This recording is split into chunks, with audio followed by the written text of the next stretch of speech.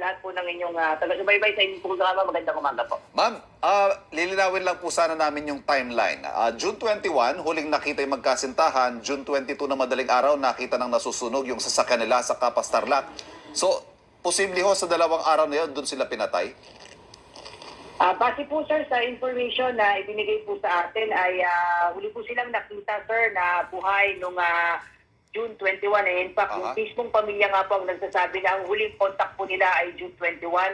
Nakita po na nasusunog yung kanilang sasakyan ng madaling araw po ng June 22 at naniniwala po tayo base po sa mga ebidensyang ating napalap na bago pa po sunugin yung kanilang sasakyan ay pinatay na po itong mga biktima. Grabe. Okay. Ito ho pagpatay, Colonel Jean, ito ho ba'y premeditated? Pinlano o nagkagulatan ba, nagkabiglaan at yung mga suspect napilitan na lang silang patayin at itago itong biktima, mga biktima? May mga indication po, Sir Arban, na itong pagpatay po sa mga biktima ay planado po. Planado, Okay. matagal ng Ang planado kasunod po daw. tanong ng mga kababayan natin, marami talagang nahihiwagaan dito, na naiintriga. Ano ho ba talaga ang dahilan? Bakit pinatay itong magkasintahan?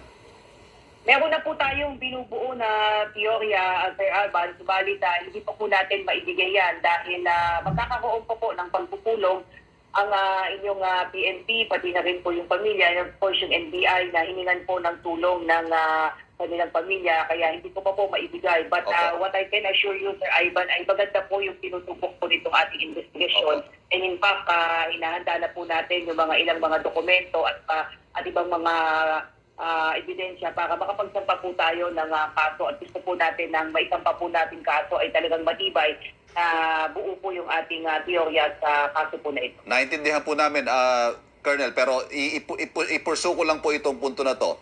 Ang target ho talaga rito, si Mr. Cohen o si Geneva? So, sa ating mga nakalap na ebidensya at sa ating pag-iimbestiga ay talagang dalawa talaga sila na ine-expect na darating nung araw na yon. At sabi ko nga, may mga statements na tayong nakuha at mga ebidensya na nagsasabi na itong pagpatay sa dalawang biktima ay planado mula pa sa simula. Okay, panghuli na lang po. May kinalaman ho sa pera. At the very least, can we say na may kinalaman ito sa pera? Siyempre, Hindi po natin may alis yung Ano pa ba? at posibilidad na may kinalaman po ito sa pera. At syempre po yung sinasabing transaksyon sa lupa nitong mga biktima at itong mga nakausap po nila bago po sila napaulat na nawala po. Okay. Ito hong resulta ng autopsy, ma'am, may indikasyon ba na pinahirapan muna yung mga biktima bago sila pinatay? Well, nakita po natin yung kopya po ng autopsy report na ibinahagi po sa atin ng NBI at naipasa na po yan sa SICG. Wala naman pong nakalagay po doon sa kanilang findings na may mga iba pang injuries or wounds po yung ating mga biktima except of course doon po sa gunshot wounds na kanilang natamo na kinaresulta ng kanilang pagkakapatay. Colonel Jean, 4 na persons of interest po ang hawak ninyo. Ano hong connection nila sa isa't isa at ano ang naging partisipasyon nila sa krimen?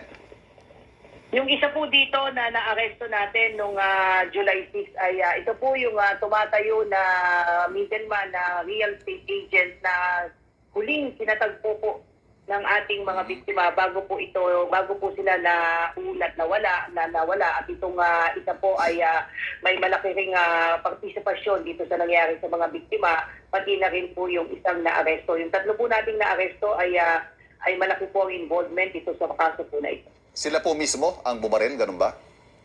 Ayaw po muna po natin sabihin ang mga detalye, Sir Ivan, sa ngayon po. But what I can say right now, Sir Ivan, ay malaki po ang naging papel po nitong mga tatlong nahuli po natin ng mga nakakaang araw po. grabe You see? Yan. Yan lang. Kukuha lang ako ng kunti sa balita na to. Ito lang ang nagpapakita na nakakatakot na talaga ang Pilipinas. Sinasabi ko na noon.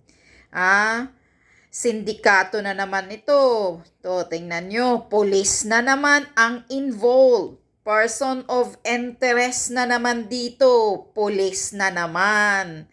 Halos na lang sa lahat ng mga balita na mga pinatay o yung mga ransom, kidnap for ransom, may mga involved na mga pulis. Sinasabi ko na nga ba eh. Yung pulis, dating pulis daw, na nag-aul. Tingnan mo. Nag-aul na pulis ang involved dito. Meaning to say, talagang salot na pulis yan. 5 na ngayon eh, hindi na 4 eh. 5 na sila ngayon ang person of interest na nahuli na ngayon na nasa ano na eh. Kasi may nag-surrender. Nabubulabog din kayo. Ito ang sinasabi ko. Kayo, mga sindikatong pulis, na mga halal ang mga kaluluwa, mga demonyong kaluluwa, wala ba talaga kayong puso? Wala ba talaga kayong awa? Isipin ninyo, may pamilya kayo, may mga anak kayo, may asawa ka, may mga nanay kayo. Bakit nyo magawang bastang-basta ganitong pumatay lang? I'm sure na itong sitwasyon na ito ay may involved na pera ito dahil nga daw bibili ng lupa na 20,000 hectares. Mayaman siguro itong Israeli na to. Basta narinig ko sa isang balita na parang bibili ng lupa. Pero sabi din ng kapatid ni Yitzhak, yung Israeli, hindi daw bibili ng lupa, kundi magpapakita ng title o titulo kasi may hawak na daw na papel itong lalaki, itong Israeli na ito, yung fiancé. Yun ang narinig ko kagabi sa balita na na news.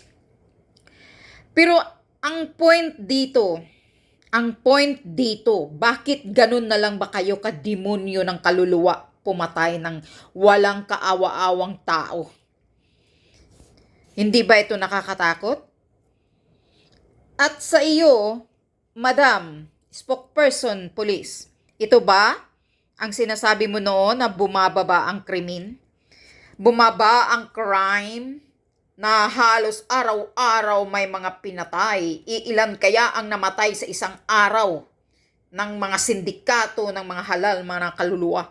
Walang awang pinatay. Di ba nakakatakot ito? So itong balita na to, magkakalat na naman ito doon sa Israel. Na ganito ang isyu, pinatay ang isang kababayan nating Israeli, ng gano'n, ng mga pulis, ng mga salot. Dahil sigurado dahil sa pera to. Alangan ba namang patayin kung walang pera? Siguradong may pera ang involved dyan. Kaya kayo, yung middleman dito na agent, mag-ano ka na, isa ka ring parehas kayo, planado. Imagine, sabi ng pulis, planado pala ang pagpatay nito noon pa. Tingnan nyo, planado. Siguro talaga mayaman itong Israeli, may pera. Kaya pinaplanuhan. Ang sa tingin ko dito sa tingin ko lang dito sa comments ko, itong lupa na to, kung saan sila pinatay ni Libing, baka yung lupa na yan, ang tinitingnan ng magkasintahan na para bilihin. Baka ganun. Liblib yan eh.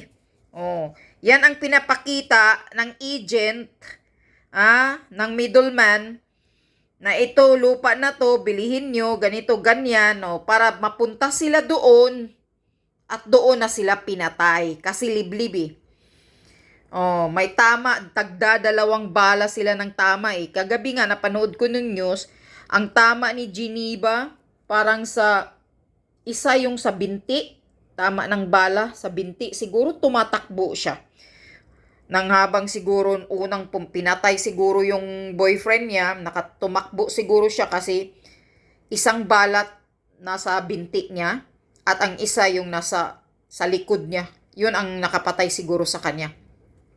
Siguro ito si Geneva Lopez, itong model na tumatakbo ito.